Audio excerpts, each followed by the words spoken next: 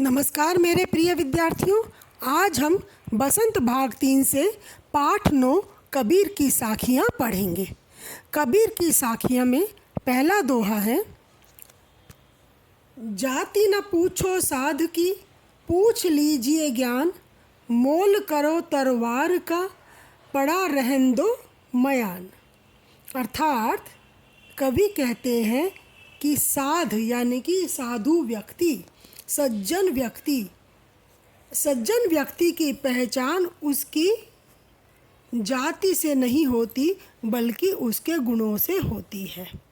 जाति अर्थात किस कुल का है, किस वंश का है वह व्यक्ति। साधु मतलब सज्जन व्यक्ति। मोल अर्थात मूल्य। तरवार अर्थात तलवार। मयान मतलब जहाँ तलवार रखी जाती है। तो कवि कहते हैं कि जिस तरह से अगर हम कहीं तलवार देखते हैं या तलवार खरीदने जाएं या आपसे तलवार के बारे में कुछ पूछा जाए तो आप उसकी मयान देखेंगे या तलवार? हम उसके तलवार की धार को देखेंगे, ना कि मयान की सुंदरता को। उसी तरह से सज्जन व्यक्ति की पहचान उसके ज्ञान से, उसके गुणों से होती है, ना कि उसकी जाति से।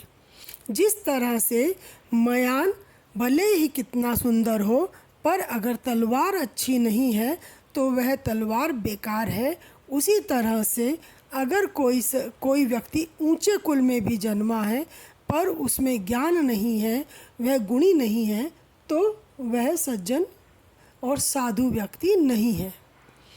तो कवि ने इस प्रकार से तलवार के उदाहरण द्वारा स्पष्ट करने की चेष्टा की है कि ज्ञानी व्यक्ति की पहचान उसके गुणों से होती है, उसके ज्ञान से होती है, ना कि उसके कुल से। दूसरा दोहा है, आवत गारी एक है, उल्टत होई अनेक, कह कबीर नहीं उलटिए, वही एक की एक। आवत मतलब आती हुई, गारी मतलब गाली।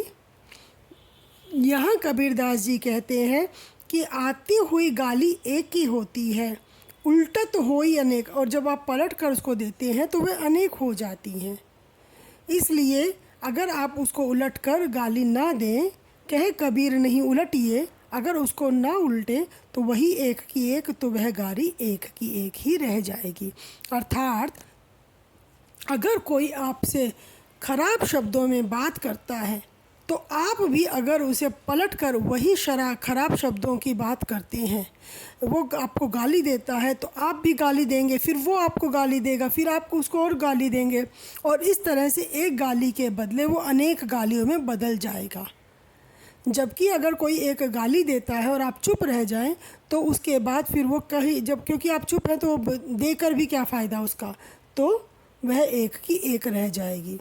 अर्थात यहाँ कवि का कहने का मतलब ये है कि कोई आपसे बुरे शब्दों में बात करें, आपको गाली दे, तो उसके साथ आप भी गाली देने के बदले उसे वहीं रहने दीजिए, तब उसका कोई प्रतिकार नहीं कीजिए, तो वह गाली और आगे नहीं बढ़ पाएगी।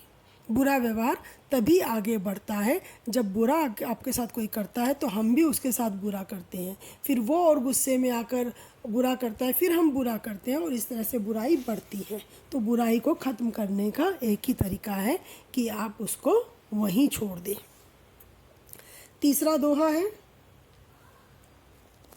माला तो कर में फिरे, जीभ फिरे मुख माही, मनवा तो दशु दिसी फिरे, यह तो सुमिरन नाही। इस दोहे में कबीरदास जी ने भगवान के सच्चे सुमिरन के बारे में बताया है कि भगवान की सच्ची आराधना, सच्ची पूजा करना या भगवान का ध्यान, सच्चे मन से ध्यान करना ही सच्ची भक्ति है। वो कहते हैं माला तो कर में फिरे। कुछ लोगों को देखा होगा कि वो हाथ में माला लेते हैं और राम नाम जपते रहते हैं, मुंह से वो राम राम राम राम करते रहते हैं। जीभ फिरे मुख माही, जीभ मुंह के अंदर घूमती रहती है राम राम करते हुए, और उंगली मोतियों पर घूमती रहती है। लेकिन ऐसा करते हुए उनका मन कहाँ भटकता है? मन चारों दसों दिशाओं की ओर भटकता है। मन कभी इस काम की ओर, कभी उस काम की ओर, चारों ओर भटकता रहता है। कबीरदास जी कहते हैं यह तो सुमिरन नहीं, यह तो भगवान का सुमिरन नहीं है, ये तो भगवान को याद करने का उचित तरीका नहीं है। अर्थात अगर भगवान को याद करना है तो मन से याद करो, सिर्फ दिखावा करने से कुछ नहीं होता। माला आपकी फिरती रहे, मुंह से आपके राम नाम चलता रहे, लेकिन मन भटकता रहे इधर उधर, तो यह सच्चा सुमिरन नहीं है। चौथे दोहे में कबीरदास जी कहते हैं, कबीर घास ना निंदिए, जो पाऊ तली होए, उड़ी पड़े जब आखिन में, खरी दुहेली होए।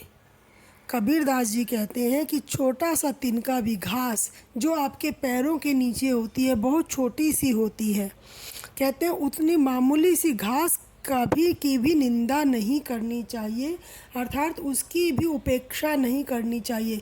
छोटी से छोटी वस्तु का जीवन में कहीं ना कहीं कुछ ना कुछ महत्व है। हर छोटी से छोटी वस्तु का अपना महत्व है, उसको उसकी उपेक्षा नहीं करनी चाहिए। क्योंकि कभी कभी ऐसा भी होता है कि वो घास उड़कर आपकी आँख में गिर सकती है, तो बहुत दर्द होता है। जब कभी वह तिनका जिसकी आप उपेक्षा करते आ रहे हैं वह अगर आपकी आँख में गिर गया तो बहुत दर्द होता है। कहते हैं कि एक मामूली व्यक्ति की हमने उपेक्षा कर दी, ये मेरा क्या बिगाड़ लेगा, तो उसमें क्या होगा? अगर उस मामूली व्यक्ति को, जैसे तिनके को हवा का सहारा मिला और हवा के सहारे उठकर वो हमारी आँख में गिर गया और उसने हमारी आँखों को बहुत कष्ट दिया, उसी तरह से अगर वह मामूली व्यक्ति को किसी शक्तिशाली का साथ मिल जाएगा तो वो हमें कष्ट दे सकता है। तो इसीलिए ये नहीं सोचना चाहिए कि मामूली व्यक्ति है, ये हमारा क्या बिगाड़ लेगा। तो छोटी से छोटी वस्तु का भी अपना महत्व होता है। अंतिम दोहे में कबीरदास जी कहते हैं, जग में बैरी कोई नहीं, जो मन शीतल होए, या आपा को डारी दे, दया करे सब कोय। कि अगर आपका मन शीतल है, अगर आपका मन शांत है, तो आपका जग में कोई भी दुश्मन नहीं होगा। अर्थात दुश्मन कब होते हैं? जब आप क्रोधित होते हैं, जब आप गुस्से में बात करते हैं तो सामने वाला भी क्रोधित होता है, नाराज़ हो जाता है और वह दुश्मन बन जाता है। तो दुश्मन तब होते हैं जब आप अशांत रहते हैं। इसीलिए कबीरदास जी कहते हैं, या आपा को डारी दे, अपने आपे को, गुस्से को, क्रोध को, या कहो अहंकार को फेंक दो, छोड़ दो, त्याग दो। दया करे सब कोई, सब आप पर दया करेंगे, मतलब सब आपके साथ रहेंगे, आपका समर्थन करेंगे, आपकी प्रशंसा करेंगे। जो आदमी घमंड में रहता है सब उसके दुश्मन बन जाते हैं। अगर आप अपने घमंड को त्याग देंगे तो सब आपके हितैषी और प्रशंसक बन जाएंगे। इसलिए अपने घमंड को छोड़कर अपने मन को शांत बनाकर रखना चाहिए। धन्यवाद।